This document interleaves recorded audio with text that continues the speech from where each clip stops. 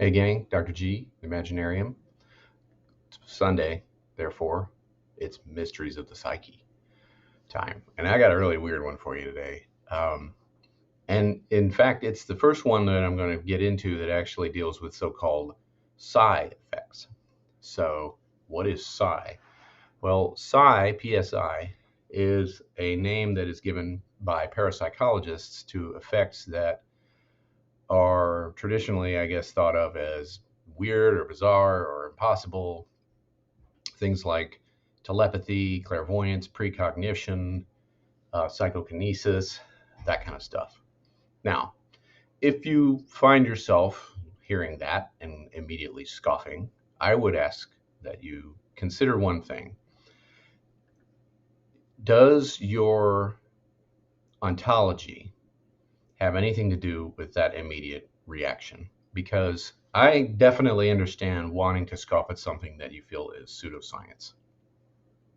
However, parapsychological studies, psi effects, actually have a huge amount of scientific literature behind them. And I think the main resistance to studies of this kind has more to do with underlying presuppositions in the relationship between mind and body rather than any sort of objection based on actual scientific principles. The studies of psi have a long history, and I'll get into some more of that probably in future videos. But generally speaking, the skepticism against these effects has been so fervent over the last century and up until today that the parapsychologists studying this, or trying to study this, have had to develop extremely rigorous studies to demonstrate the effects. I think part of the problem too is that you're talking about an effect that is used to such dramatic effect in movies and fantasy content, like superheroes and things like that. And so, if someone mentions psychokinesis, they immediately start thinking of Luke Skywalker flinging things around with the Force and stuff like that. And yes, that is technically psychokinesis. However, no one's ever measured anything that I'm aware of to that degree of efficacy in terms of psychokinesis. The psychokinetic studies that I'm aware of have more to do with the very, very subtle and difficult to measure effects of intentionality on computer random number generators. Okay. Now, there's a lot of study on that. And you might think, well, okay, that's awfully small. But yes, it is small. Nevertheless, it's measurable and it's repeatable. Now, that said, there have been criticisms of psi studies over the years that say that psi effects are essentially focusing on this problem, that they're very hard to replicate, they're very small effects, and that's a fair criticism. The study I'm going to get into today, though, tries to address this to some degree. It's by Friedman et al. It's a 2023 article that was published in the journal Cortex.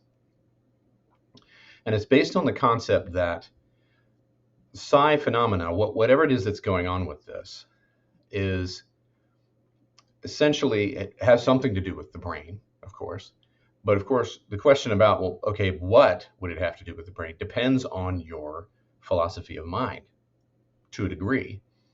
If you believe that the mind is completely dependent on and created by matter, then a lot of this stuff is just flat out impossible, which I think part of the resistance to understanding these effects is based on that assumption. Nevertheless, as I've mentioned in other videos on this channel, that is not the only metaphysics that you can ascribe to mind and body.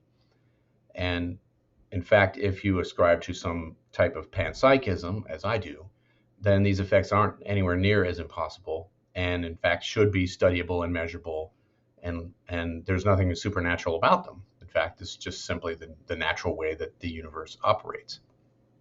Okay, so enough of that. Let's get into the study.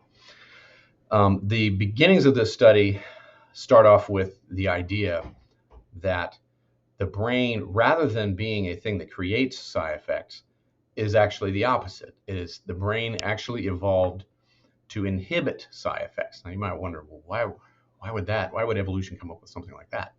Well, think about the effects that are attributed to psi. Telepathy, clairvoyance, precognition. All of this kind of stuff would apparently, I think, be useful to a degree, but at the same time, if there's an unfettered amount of that pouring into your mind of the future and the past and other people's thoughts and all this kind of stuff, how in the world am I supposed to focus on what's important to my own particular corner of the universe with my body, my brain? And so, as early as William James, the theory arose that perhaps what we're looking at is not so much something that is created by the brain, but is something that is channeled by the brain. That, again, in a panpsychist sense, psyche is everywhere. And so evolution eventually came up with brains that could access it, but to a limited degree, and only focusing on what was important for that particular organism. And that makes a whole lot more sense. So then, what do you do with this information? So what Friedman et al. Did with this is they said, okay, based on the assumption that the brain evolved to limit psi rather than to enhance it or create it, they thought there must be certain areas or elements of the brain that are involved in the process of limiting this effect. And they chose the left medial middle frontal lobe as a target for investigation. And they did a standard psychokinesis test, which is a random number generator test, where they have a random number generator and they have subjects instructed to intentionally influence the random number generator to go one direction or another. And this kind of study in itself has been done many, many, many times. It's been repeated a bazillion times. And typically the results are small but measurable. So intentionally does seem to affect random number generators. It's weird, but that's the result. But Friedman and his colleagues thought, well, what if we use transcranial magnetic stimulation to inhibit the area that we think is involved in limiting psi effects? Then it should enhance the psi effect. And so they thought, well, what might be the part of the brain that did that? And that's why they settled in on the left medial middle frontal lobe, because that is involved in mental immersion. And if you inhibit it, you'll get a continuation of awareness, but a greater level of mental immersion and disconnection from the self. So, and again, they just sort of logically worked out that if we target the parts of the brain that seem to be involved in developing a firm localized sense of self, those would be prime suspects for things that would limit psi effects, so that you could continuously focus on what's important to you rather than, accessing the cosmic consciousness or whatever, And so, well, that's what they did, is they took subjects and they used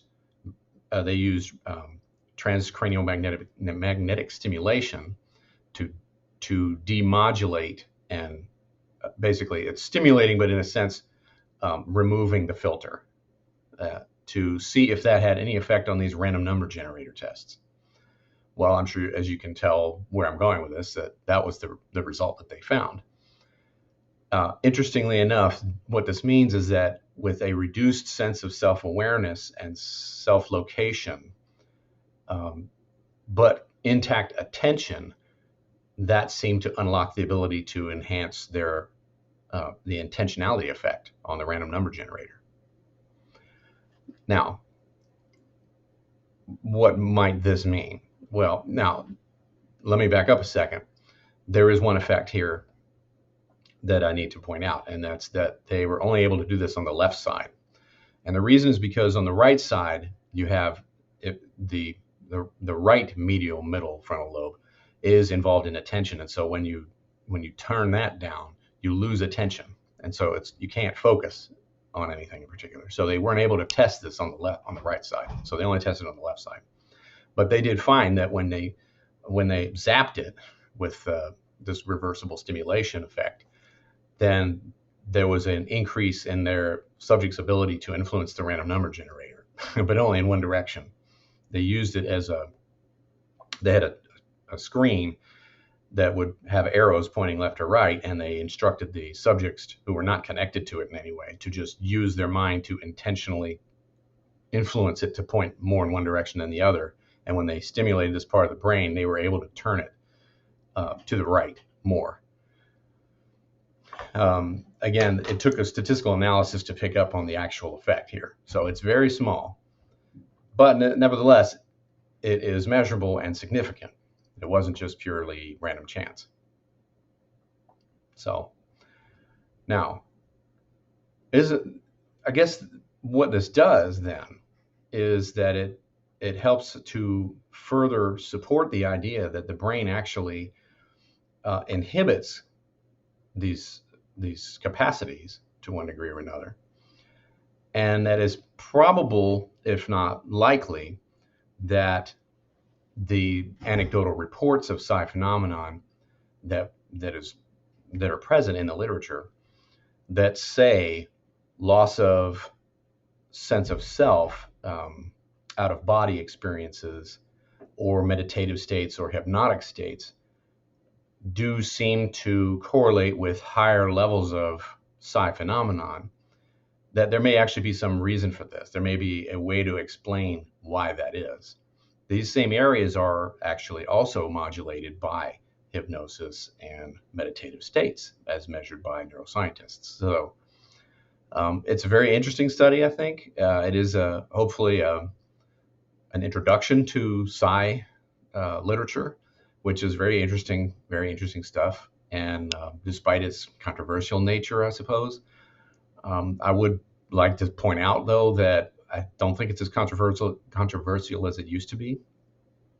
Not too long ago, back in 2019, there was an article that just came out in the American Journal of the American Psychological Association that basically reviews the psi data that we have up to this point, and it's pretty solid evidence of the effect, to the point that now parapsychologists don't even really bother with that question anymore. They say, yeah, we've demonstrated that it works. Now we want to figure out how it works, and this is what they're doing now. This is a taste of what the kind of research they're doing now. This, like I said, this result came out in the journal Cortex, which is a very respected journal dealing with neuroscience. So there you go. Take it with a grain of salt. Do what you will with it. I think it's really fascinating. It's yet another mystery of the psyche. It's one of these things I love to dive into in this segment of my channel. So hopefully you enjoyed that. Make sure you stop by ericgoodwyn.com and get on my newsletter so you can find out more about this kind of stuff. And I'll keep you updated on science, psyche, and myth. And until next time, see you later.